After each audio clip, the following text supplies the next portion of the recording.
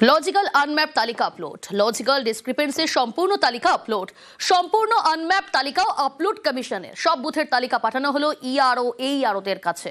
Supreme নির্দেশের পরেও তালিকা টাঙাতে দেরি, এখনো সব সরকারি দপ্তরে টাঙানো হলো না তালিকা। লজিক্যাল আনম্যাপ তালিকা আপলোড, লজিক্যাল ডিসক্রিপেন্সির সম্পূর্ণ তালিকা আপলোড, সম্পূর্ণ আনম্যাপ তালিকাও আপলোড কমিশনের। সব বুথের তালিকা পাঠানো হলো ইআরও এইআরওদের কাছে। বিষয়েও ডিটেল জানাবে প্রীতি, রয়েছে আমার সঙ্গে সরাসরি। প্রীতি,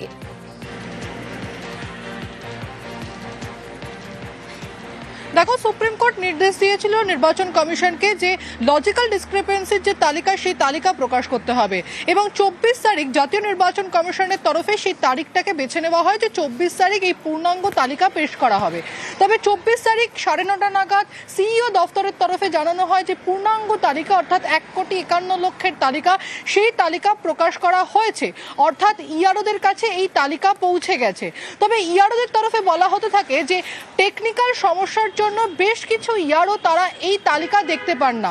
রাত 3টে থেকে 3:30 পর্যন্ত জাতীয় নির্বাচন কমিশন এই টেকনিক্যাল ইস্যুতে কাজ করে এবং ওটিপির যে সমস্যা হচ্ছিল সেই ওটিপির সমস্যার সমাধান হয়।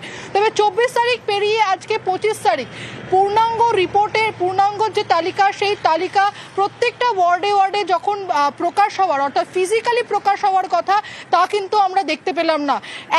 একটা দুটো ওয়ার্ডের ক্ষেত্রে দেখা গেছে সেই তালিকা পেশ হয়েছে, কিন্তু বুঝতে হবে 1,51,00,000 নাম এবং প্রত্যেকটা ওয়ার্ডের এই তালিকা পেশ হওয়ার কথা ছিল। তবে 24 তারিখ পেরিয়ে 25 তারিখ আজও কিন্তু যে পূর্ণাঙ্গ তালিকা, সেই তালিকা প্রকাশ হয়নি। তো স্বাভাবিকভাবে লজিক্যাল ডিসক্রিপেন্সি সাধারণ মানুষের জন্য, যারা এই বিষয় নিয়ে ইন্টারেস্টেড ছিলেন যে কেন তাদের নাম বাদ পড়েছে, কি কারণ, এই সমস্ত বিষয় সংক্রান্ত যে সমস্ত তথ্য রয়েছে তা কিন্তু আজকেও তারা জানতে পারলেন না। প্রিয়াঙ্কা। বেশ প্রীতি, আর এ নিয়ে শুরু হয়েছে রাজনৈতিক চর্চা।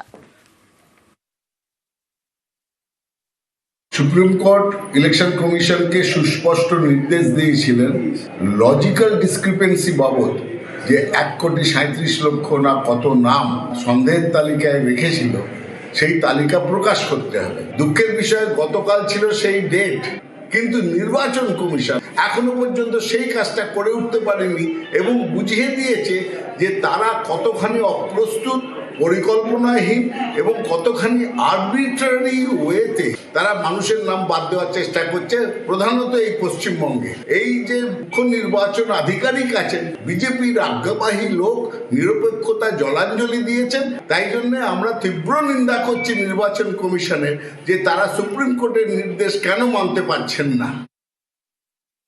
সমস্ত যা কিছু করার নির্বাচন কমিশন করছে, এটা রাজ্য নির্বাচন কমিশন নয়। একজন অসুররূপী মানুষকে বসিয়ে মানুষের অধিকারকে লুট করবে, মহিলাদের কাছ থেকে তাদের সত্তা, ভোট দেওয়ার তাদের অধিকারটা বা জেতার অধিকারটা কেড়ে নেবে, এটা ওই নির্বাচন কমিশন নয়।